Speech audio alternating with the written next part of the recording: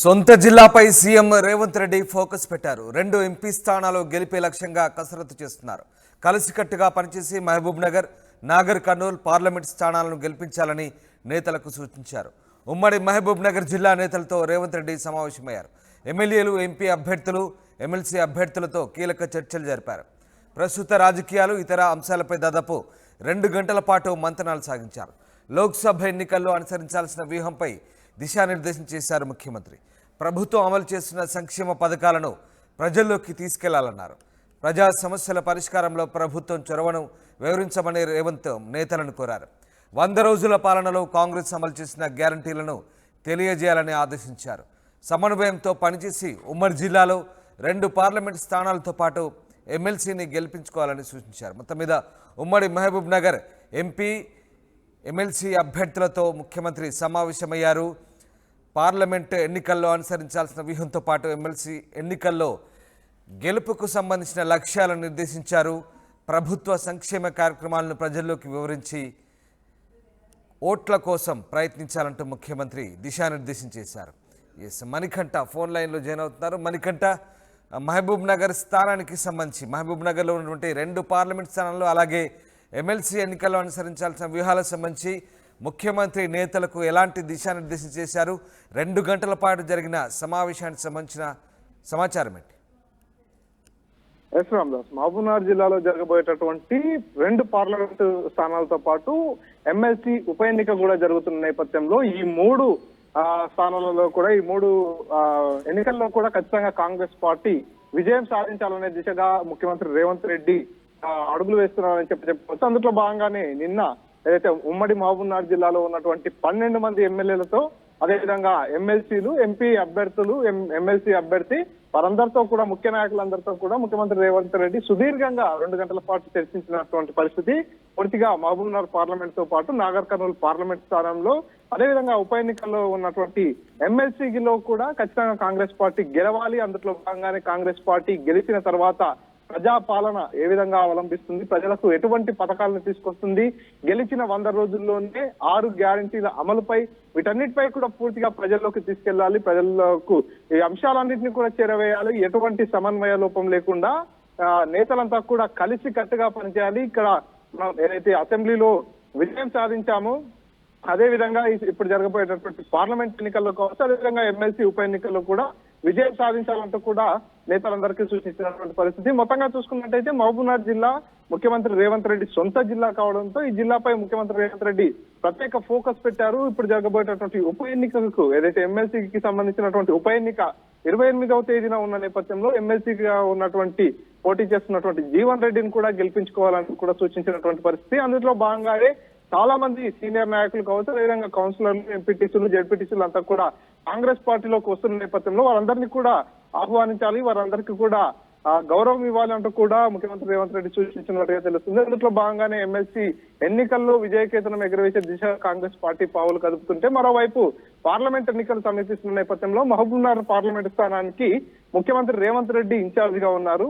అదేవిధంగా నాగర్ కర్నూల్ పార్లమెంట్ స్థానాన్ని చూసుకున్నట్టయితే ముఖ్యమంత్రి రేవంత్ రెడ్డి సొంత గ్రామం ఉన్నటువంటి నియోజకవర్గం కాబట్టి ఈ 2 స్థానాల్లో ఖచ్చితంగా 2 అభ్యర్థులైనటువంటి వంశీచంద్ర రెడ్డి, అదేవిధంగా మల్లుగా వీరిద్దరిని కూడా గెలిపించాలి. ఆ దిశగా కార్యకర్తలు కావచ్చు, లీడర్లంతా కూడా పనిచేయాలంటూ కూడా సూచించినటువంటి పరిస్థితి. ఉమ్మడి పాలమూరు జిల్లాలో 14 అసెంబ్లీ స్థానాలు ఉండగా అందులో 12 స్థానాల్లో కూడా పూర్తిగా కాంగ్రెస్ పార్టీకి సంబంధించినటువంటి ఎమ్మెల్యేలు ఉన్నారు. కేవలం గద్వాల, అలంపూర్ 2 స్థానాలు మాత్రమే బీఆర్ఎస్ పార్టీకి సంబంధించినటువంటి ఎమ్మెల్యేలు ఉన్న నేపథ్యంలో 12 మంది ఎమ్మెల్యేలు ఉన్నారు. అందులో మరీ ముఖ్యంగా చూసుకున్నట్టయితే ముఖ్యమంత్రి రేవంత్ రెడ్డి సొంత జిల్లా కాబట్టి ఈ ప్రాంతంపై ప్రత్యేక దృష్టి పెడతాం, ఈ ప్రాంత అభివృద్ధికి కృషి చేస్తామనేటటువంటి అంశాన్ని పూర్తిగా ఆ ఎమ్మెల్యేలు కావచ్చు వారంతా కూడా ప్రజల్లోకి తీసుకెళ్లాలి. పార్లమెంట్ ఎన్నికల్లో మరోసారి విజయ ఢంకా మోగించినట్టయితే మన ప్రాంత అభివృద్ధికి మనమంతా కూడా కట్టుబడి ఉంటామనేటటువంటి విషయాన్ని ప్రజలకు చేరవేయాలనేటటువంటి అంశాన్ని కూడా నిన్న జరిగినటువంటి సమావేశంలో వారందరితో మాట్లాడినట్టుగా తెలుస్తుంది. ఎందుకంటే ఈసారి ఇటు మహబూబ్నగర్ లో కావచ్చు, అదేవిధంగా నాగర్ కర్నూల్లో కూడా ముక్కోనపు పోటీ ఉందనే చెప్పవచ్చు. బీఆర్ఎస్, కాంగ్రెస్, బీజేపీ 3 పార్టీలు కూడా బలమైన నాయకులను బరిలో ఉంచుతున్న నేపథ్యంలో ఖచ్చితంగా 2 స్థానాల్లో గెలిపి ఉండాలి. 2 స్థానాల్లో గెలిచినట్లయితే ముఖ్యమంత్రి హోదాలో ఉన్న నేపథ్యంలో తన సొంత జిల్లాలో ఉన్నటువంటి 2 స్థానాల్లో విజయం సాధించినటువంటి ఆ అంశం తనకు కలిసి వచ్చే అంశంగా భావిస్తున్న నేపథ్యంలోనే ఉమ్మడి మహబూబ్నగర్ జిల్లాకు సంబంధించిన నాయకులందరితో కూడా సుదీర్ఘంగా 2 గంటల పాటు చర్చించినటువంటి పరిస్థితి. ఇటు మహబూబ్నగర్ జిల్లాలో బలమైన నాయకులుగా ఉన్నటువంటి డీకే అరుణ పోటీగా ఉంది వంశీచంద్ర రెడ్డికి. కాబట్టి డీకే అరుణ ఎలా ఎదుర్కోవాలి, ఇక్కడ గెలుపు వ్యూహాలేంటి, ఎటువంటి అంశాలపై ప్రజల్లోకి తీసుకెళ్లాలి, కాంగ్రెస్ పాలన విషయంలో కావచ్చు, వంశీచంద్ర రెడ్డి విషయంలో కావచ్చు, ఎటువంటి అంశాలని ప్రజలకు తీసుకెళ్తే ప్రజలు ప్రభావితమయ్యేటటువంటి అవకాశం ఉందనేటటువంటి అంశాలను ఇక్కడ తీసుకొస్తుంటే అక్కడ నాగర్ కర్నూలు ఎస్సీ రిజర్వ్డ్ నియోజకవర్గంగా ఉన్నటువంటి నాగర్ కర్నూలులో మల్లు రవి సీనియర్ నాయకులు, గతంలో ఎంపీగా పనిచేసిన అనుభవం ఉన్నటువంటి మల్లు రవి పోటీలో ఉన్నారు. అంతేకాకుండా అతనికి బలమైన పోటీ ఇచ్చేందుకు అటు బీజేపీ పార్టీ నుంచి సిట్టింగ్ ఎంపీ రాములు తనయుడైనటువంటి భరత్ ప్రసాద్ ఉన్నాడు. బీఎస్పీ పార్టీలో గతంలో కొనసాగినటువంటి ఆర్ఎస్ ప్రవీణ్ కుమార్ మాజీ ఐపీఎస్ అధికారి ఇప్పుడు బీఆర్ఎస్ పార్టీలో చేరి బీఆర్ఎస్ పార్టీ నుంచి అభ్యర్థిగా ఉన్నాడు. కాబట్టి ఆర్ఎస్ ప్రవీణ్ కుమార్ కు కూడా సొంత ప్రాంతం అది అలంపూర్. ఆర్ఎస్ ప్రవీణ్ కుమార్ కు సొంత ప్రాంతం కాబట్టి కొంత ఆర్ఎస్ ప్రవీణ్ కుమార్ కు సంబంధించినటువంటి స్వేరోస్ టీం కావచ్చు, అదేవిధంగా బహుజన వాదం ఉన్నటువంటి వారు కావచ్చు, దళిత సామాజిక వర్గానికి ఉన్న వారందరితో కూడా ప్రవీణ్ కుమార్ కు ఒక మంచి అటాచ్మెంట్ ఉంటుంది. కాబట్టి మరి ప్రవీణ్ కుమార్ అదేవిధంగా బీజేపీ పార్టీ నుంచి సిట్టింగ్ ఎంపీ కొడుకుగా ఉన్నటువంటి భరత్ ప్రసాద్ వీళ్ళిద్దరు కూడా టఫ్ ఫైట్ ఇస్తున్న నేపథ్యంలో మల్లు రవిని కూడా గెలిపించుకోవాలి. మల్లు రవిని గెలిపించుకోవాలంటే ఎటువంటి వ్యూహాలు అనుసరించాలి, ఎటువంటి విషయం ప్రజల్లోకి తీసుకెళ్లాలి, 100 రోజుల పాలనలో 6 గ్యారంటీల అమలు తీరును కావచ్చు, గత ప్రభుత్వానికి ఇప్పుడు ఏర్పడినటువంటి ప్రభుత్వానికి మధ్య ఉన్నటువంటి తేడాను కానీ పూర్తిగా ప్రజల మధ్యలో చర్చించాలి, ప్రజల్లోకి తీసుకెళ్లాలి. ఆ బాధ్యత అంతా కూడా స్థానికంగా ఉండేటటువంటి లీడర్లది, అదేవిధంగా స్థానిక ఎమ్మెల్యేల ఆ బాధ్యతను తీసుకోవాలంటూ కూడా ముఖ్యమంత్రి రేవంత్ రెడ్డి స్పష్టంగా వారందరికీ కూడా తెలియజేసినటువంటి పరిస్థితి.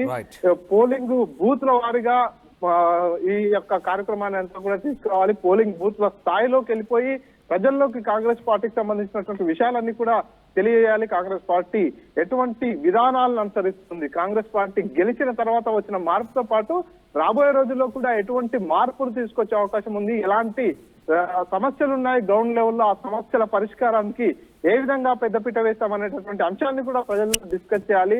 ఖచ్చితంగా ఈ 2 పార్లమెంట్ స్థానాల్లో గెలుపే లక్ష్యంగా ముందుకెళ్ళాలి, గెలిచి తీరాలి. అంతేకాకుండా రేపు జరగబోయే 28వ తేదీన జరగబోయేటటువంటి ఎమ్మెల్సీ ఉప ఎన్నికల్లో కూడా గెలుపుకు సంబంధించి పూర్తిగా వ్యూహాలన్నీ కూడా వారందరితో డిస్కస్ చేసినటువంటి పరిస్థితి.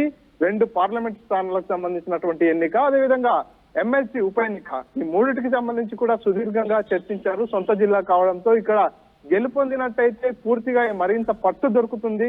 సో రానున్న రోజుల్లో పరిపాలనా సౌలభ్యం ఇంకొంత మెరుగుంటుంది అనేటటువంటి విషయంపై నిన్న రాత్రి ఏదైతే మొత్తం పూర్తిగా ఉమ్మడి పాలమూరు జిల్లాకు సంబంధించినటువంటి సీనియర్ నాయకులు 12 మంది ఎమ్మెల్యేలు, అదేవిధంగా ఎమ్మెల్సీ అభ్యర్థి, ఎంపీ అభ్యర్థులు వీరందరితో కూడా సుదీర్ఘంగా చర్చించినట్టుగా తెలుస్తుంది. Ramdas, right, thanks for the update Manikanta. ఇది మొత్తం మీద సొంత జిల్లాపై ముఖ్యమంత్రి గట్టిగా ఫోకస్ చేస్తున్నారు. 2 ఎంపీ స్థానాల్లో అలాగే ఎమ్మెల్సీ గెలిపే లక్ష్యంగా కలిసికట్టుగా పనిచేయాలంటూ దేశాలకు నాయకులకు దిశానిర్దేశం చేశారు. ఉమ్మడి మహబూబ్నగర్ జిల్లా నేతలతో రేవంత్ 2 గంటల పాటు జరిపిన సమావేశంలో గెలిపే లక్ష్యంగా ఏ రకమైనటువంటి వ్యూహాలు ఉండాలో కూడా వివరించినట్టుగా తెలుస్తుంది. ప్రస్తుత రాజకీయాలు ఇతర అంశాలపై దాదాపు మంతనాలు జరిపారు. ఇక ఎన్నికల్లో అనుసరించాల్సిన వ్యూహంపై దిశానిర్దేశం చేశారు. ప్రభుత్వం అమలు చేస్తున్న సంక్షేమ పథకాలను ప్రజల్లోకి తీసుకెళ్లి ప్రజా సమస్యల పరిష్కారంలో చొరవ చూపాలన్నారు. 100 రోజుల పాలన, కాంగ్రెస్ అమలు చేసిన గ్యారంటీలను తెలియజేయడంతో పాటు గెలిపే లక్ష్యంగా పనిచేయాలని ముఖ్యమంత్రి దిశానిర్దేశం చేశారు.